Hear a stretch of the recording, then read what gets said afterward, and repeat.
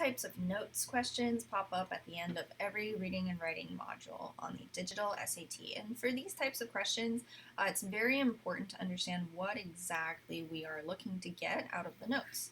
And to kind of break down your requirements into several pieces if necessary. So for this question, we need to understand both women's contributions, so both of their names should show up in the answer choices.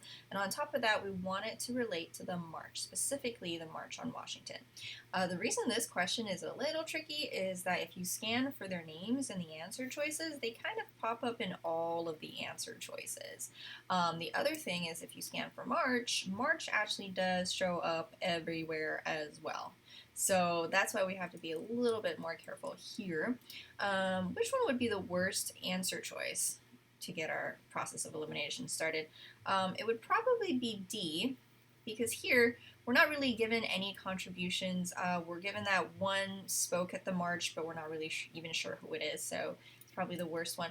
They really wanted you to pick A here because they come out straight up saying, oh, we're contributing in different ways, but if you're a little bit more careful here, and this is where the SAT likes to trick you with half right, half wrong answers, you have to be very stringent. Just because an answer choice is half right doesn't mean it meets all the requirements. It does say that Bates delivered a brief and memorable address, but we don't know anything about what Hedgeman did. So that doesn't exactly fulfill all of the requirements in the question. So this one is out. And similarly, B is also out for the same reason. The start of the sentence looks pretty good. Hedgeman did this while Bates. We assume that we're going to be given some examples as to what Bates did, but instead we're just given a general characterization of who that person was. So this is where the SAT likes you to be making assumptions, not completing your work, but you definitely have to go to the end of the road and make sure that it's perfect in order to pick it as your answer choice. So here C is good because we have what Hedgeman did and we also have what Bates did.